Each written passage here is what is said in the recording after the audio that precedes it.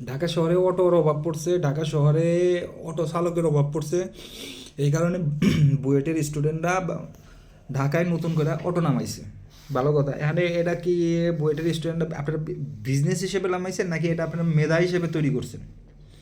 যদি মেধা হিসেবে তৈরি করেন, যে আপনি একজন বুয়েটের স্টুডেন্ট হয়ে এই অটো তৈরি করেন, তাহলে আপনাদের মানিজ্যত কই থাকে? আর এই যারা অটো চালাইবো বা অটো বিক্রি করবো, ওদের মানিজ্যত কই থাকে?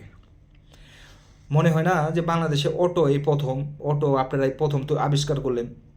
ভাই, অটো আবিষ্কার করছে আজ থেকে মনে হয় 20-25 বছর আগে।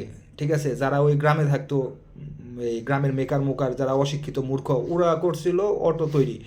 ওই অটো যখন গ্রামে চলতো, বা এখন ঢাকা শহরে চলে, ঢাকা শহরে জায়গা নাই অটোয়।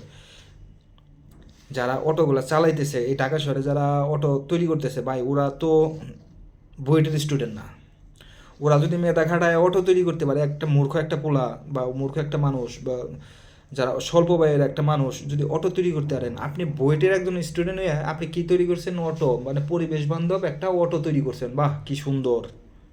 এর থেকে ভালো কিছু আছে? আপনি একজন বুয়েটের স্টুডেন্ট, আপনারা আধুনিকতা, দেশটারে আধুনিকতা তৈরি করবেন, ডিজিটালের, আপনারা বলেন যে ডিজিটাল, আপনারা ডিজিটাল কিছু তৈরি করবেন, আপনারা বিজ্ঞান চর্চা করেন, আপনারা ভালো কিছু। এর থেকে কি তৈরি করলে দেশের ভালো হয়, দেশের রেমিটেন্স আসে, এই বাংলাদেশের মান সম্মান অনেক উঁচুতে চলে যায়, এটা নিয়ে চিন্তা করবেন। আপনারা কি চিন্তা করতেছেন? অটো তৈরি করছেন পরিবেশ বান্ধব। এটা কোনো মানে যুক্তিসঙ্গত কাজ, যুক্তিসঙ্গত কথা?